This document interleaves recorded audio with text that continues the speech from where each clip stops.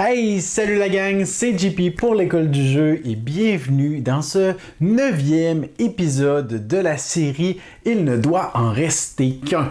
Et oui, aujourd'hui, on débute un peu comme l'équivalent de la 2e saison de cette série puisqu'on entame la 2e rangée juste ici de ma collection. On s'enligne donc pour 8 épisodes supplémentaires ensemble où je vous présenterai chacun des jeux qui se trouvent dans l'un des compartiments et au terme de la vidéo, je devrais me prononcer à savoir lequel de ces jeux est-ce que je garderais si ça impliquait de me débarrasser des autres titres qui se trouve dans ce compartiment. Je dois d'abord commencer avec un mea culpa parce que dans l'épisode numéro 8, à la fin de celui-ci, je vous ai présenté les jeux, tous les finalistes des compartiments de la rangée du haut, mais j'avais, malheur à moi, oublié l'excellent Root.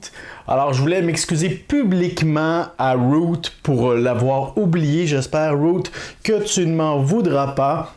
Alors, sans plus attendre, allons voir les concurrents d'aujourd'hui. L'école du jeu, en partenariat avec la boutique L'Imaginaire. Au-delà de vos attentes.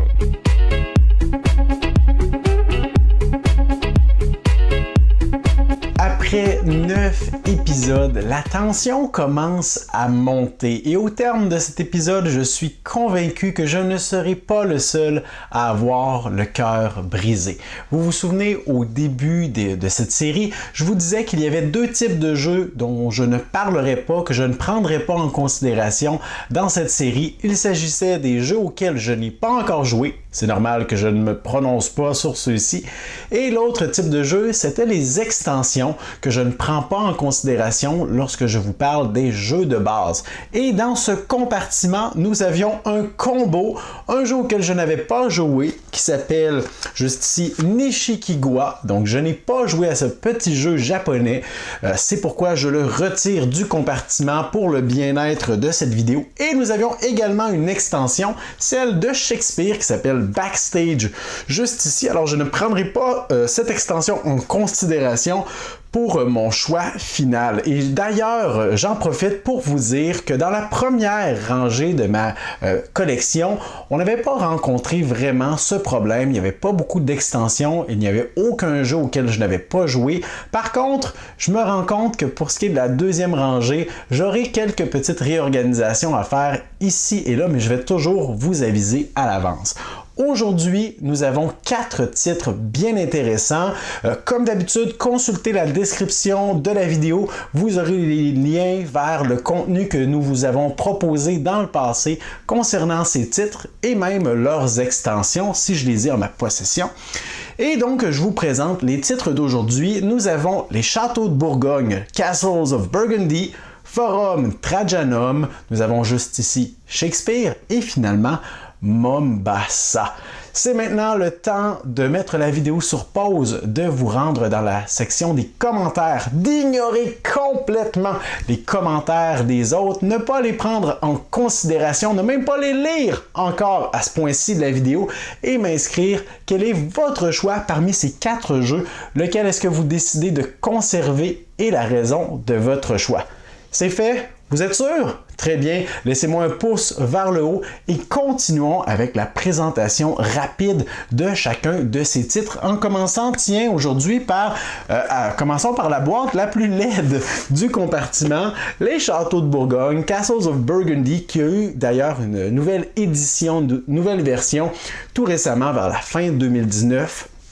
Mais j'ai la version originale juste ici. Castles of Burgundy est un jeu pour 2 à 4 joueurs où nous allons à chaque tour devoir gérer nos dés. On aura 2 dés à lancer et on devra décider qu'est-ce qu'on fait avec les résultats obtenus. Il est possible d'aller récupérer de nouvelles tuiles qui représentent des territoires qu'il est possible de développer dans notre royaume. Il est possible également avec nos résultats de dés à la place de récupérer des nouveaux territoires, des nouvelles tuiles, il est possible de les construire dans notre royaume et d'expandre ce dernier.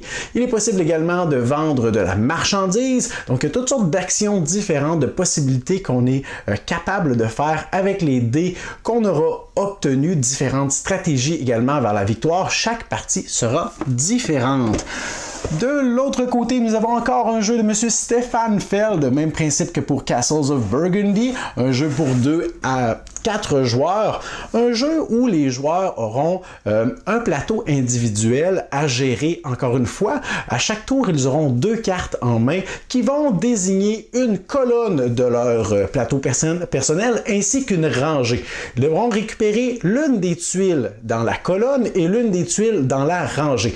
Ils devront les consulter, en choisir une qu'ils désirent conserver. Ces tuiles vont leur donner des possibilités, des opportunités, des bonus, et l'autre tuile qu'ils ont entre les mains, ils vont la passer à leur voisin de gauche ou de droite. Par la suite, tous les joueurs vont recevoir une tuile de la part de leur voisin, vont la consulter, vont la comparer avec la tuile qu'ils ont décidé de conserver et vont en choisir une seule qu'ils vont être en mesure de jouer, de dévoiler et de récupérer les bénéfices. Et on aura la possibilité donc de développer en récupérant différentes tuiles sur notre plateau personnel. On fera de la place pour développer notre cité, construire toutes sortes de bâtiments. Selon les bâtiments qu'on construit, leur couleur, ça nous offrira de nouvelles opportunités, de nouvelles actions également. On continue avec, tiens, Shakespeare juste ici, un jeu pour 1 à 4 joueurs cette fois-ci.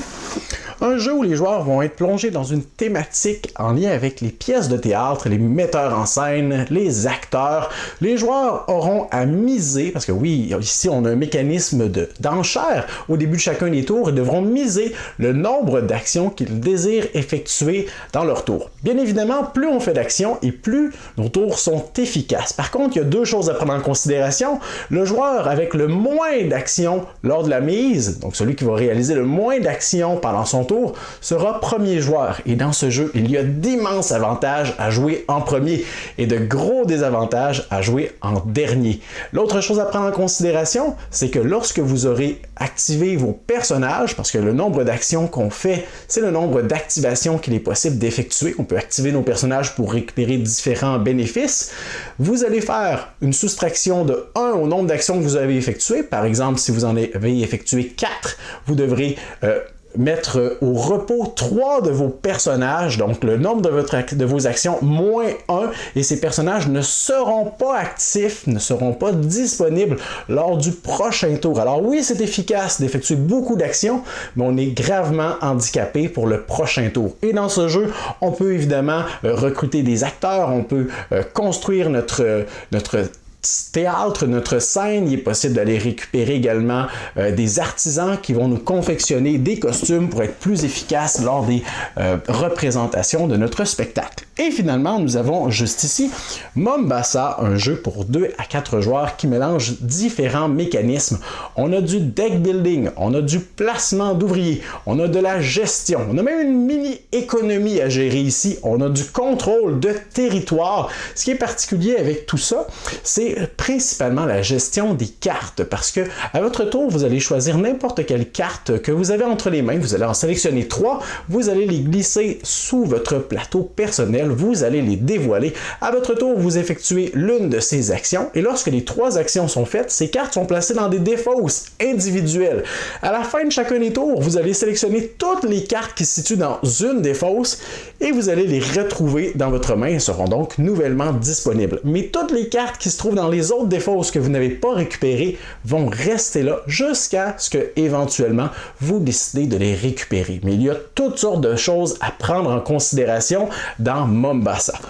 Mais dans ces 4 jeux, si je ne devais en choisir qu'un seul, et honnêtement, ici, mon cœur est déchiré.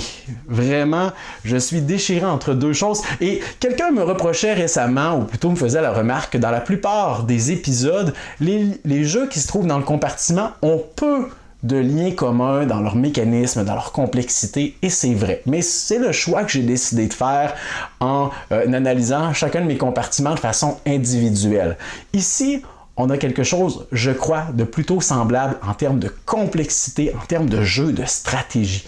Et je suis déchiré entre 2 titres, mais mon choix, ma décision d'aujourd'hui va à les Châteaux de Bourgogne, Castles of Burgundy. Et je dois tout de même faire une petite parenthèse pour dire que Mombasa aurait probablement été mon choix s'il avait été un peu meilleur à 2 joueurs, comme dans la plupart des jeux de contrôle de territoire et de ce genre de jeu, c'est moins intéressant à 2, mais Castles of Burgundy est probablement le jeu auquel ma femme et moi avons le plus joué, et chaque partie est différente, satisfaisante, rapide, chaque fois qu'on se cherche un jeu, même si ça fait des mois qu'on n'a pas joué, un jeu dans lequel on sait que ce sera facile de replonger, c'est les Châteaux de Bourgogne, et pour ces différentes raisons, c'est mon choix d'aujourd'hui. Mon choix va au Château de Bourgogne. J'ai maintenant hâte d'aller lire dans les commentaires sous la vidéo quel aura été votre choix parmi les 4 titres d'aujourd'hui qui, selon moi, étaient tous excellents avec leurs propres raisons. Laissez-moi un pouce vers le haut si vous êtes content de voir que cette série se poursuit. Et croyez-moi, si on passe à travers tous les compartiments de ma collection qui est derrière moi, mais également pour les boîtes de jeux qui se trouvent sur le dessus et surtout pour l'autre ludothèque, l'autre étagère qui est hors du champ de la caméra, on en a pour plusieurs épisodes, donc considérez vous abonner à notre chaîne si vous aimez bien cette formule pour ne manquer aucun de ces épisodes. Et d'ici le prochain, je vous dis merci pour votre écoute. À la prochaine.